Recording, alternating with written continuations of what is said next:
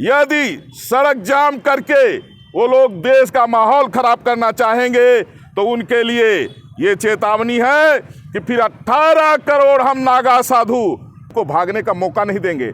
इसीलिए मैं कह रहा हूं कि संवैधानिक मर्यादा का पालन करिए। ममता बनर्जी कुछ नहीं कर पाएंगी, न उनकी सरकार आएगी। वो सिर्फ जो है मछली भात खा के पड़ी रहे बस।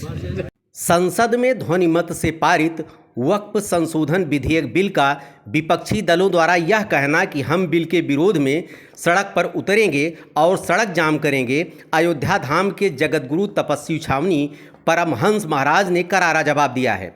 उन्होंने कहा है कि जो भी वक्फ संशोधन बिल के विरोध में सड़क जाम करेगा, 18 करोड़ नागा साधु सड़क पर उतरेंगे और उनसे अपने स्तर से निपटेंगे।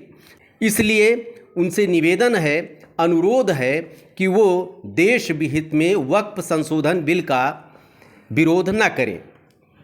करके उसका दुरुपयोग कर रहे थे, अब वो सड़क जाम करने की धमकी दे रहे हैं। निश्चित रूप से यह दुर्भाग्यपूर्ण है कि संवैधानिक मर्यादा पर यह कुठाराघात है। असदुद्दीन ओवैसी जैसे लोग वक्फ संपत्तियों का निजी स्वार्थ में उपयोग कर रहे थे और वो जिस तरह से उन्होंने काफी फाड़ा, ये दुर्भाग्यपूर्ण है, असंवैधानिक है। मंत्री बन जाए तो लोकतंत्र का मतलब क्या रहा, इस संविधान का मतलब क्या रहा? ये तो गुंडागर्दी है।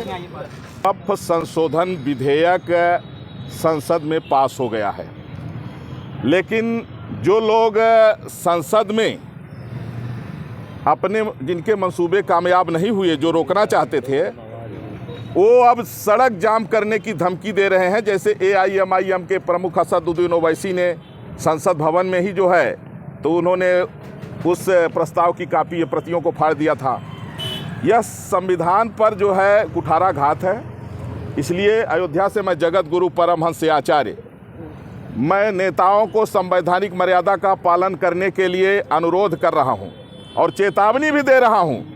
अगर ये सड़क जाम करने की धमकी दे रहे हैं तो हमारे 18 करोड़ नागा तैयार हैं संवैधानिक मर्यादा की रक्षा के लिए।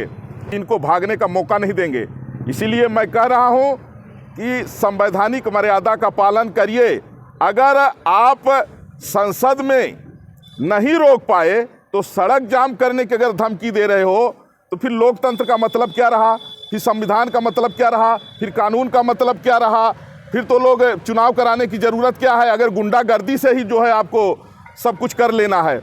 इसलिए ये गुंडागर्दी की भाषा है, ये संवैधानिक मर्यादा का उल्लंघन करने वाली जो भाषाएं हैं, ये नेताओं को आज मैं सुझाव दे रहा हूं, निवेदन भी कर रहा हूं और चेतावनी भी दे रहा हूं। जो भाषा समझना चाहे समझ जाए, नहीं तो हम देश के कानून के रखवाले हम लोग हैं। हम लोग संविधान के प्रहरी हैं। संसद में पास हुए कानून को यदि सड़क जाम करके वो लोग देश का माहौल खराब करना चाहेंगे तो उनके लिए ये चेतावनी है कि फिर 18 करोड़ हम नागा साधु, असदुद्दीन ओवैसी हो, चाहे नगीना का सांसद चंद्रशेखर रावण हो। चंद्रशेखर रावण एक तरफ तो जय भीम कह रहा है, इसको ये नहीं पता है कि बाबा साहब भीमराव अंबेडकर के बनाए हुए नियमों का उल्लंघन है जो बोल रहा है। संसद में जो कानून बनता है उसको सबको मानना चाहिए और अगर आपको दिक्कत है तो आप संसद से ही उसको आप प्रयास करिए, आप चुनाव लड़िए, आपके सदस्य ज़्यादा हों और फिर इसके बाद आप फिर संशोधन करिए। लेकिन आप सड़क जाम करके देश का माहौल खराब करना चाहेंगे तो यह बाबा साहब भीमराव अंबेडकर के द्वारा बनाए हुए संविधान की आप धज्जियां उड़ा रहे हैं, आप कुठाराघात कर रहे हैं। इसलिए केवल जय भीम कहने से नहीं होगा, बाबा साहब के सिद्धांतों को मानना पड़ेगा, संवैधानिक मर्यादा पर चलना पड़ेगा। तो इस वक्फ संशोधन विधेयक के पास होने पर देश के 90% लोग खुशी हैं, 10% लोग जो तुष्टीकरण से प्रेरित लोग हैं वो देश का माहौल खराब करना चाह रहे हैं। आज हमारी प्रेस वार्ता उनके लिए प्रार्थना भी है, उनके लिए सुझाव भी है और धमकी भी है।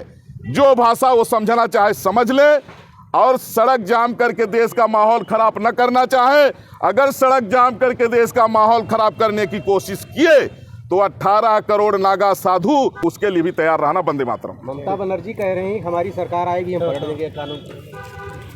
ममता बनर्जी कुछ नहीं कर पाएंगी, न उनकी सरकार आएगी। वो सिर्फ जो है मछली भात खा के पड़ी रहे बस।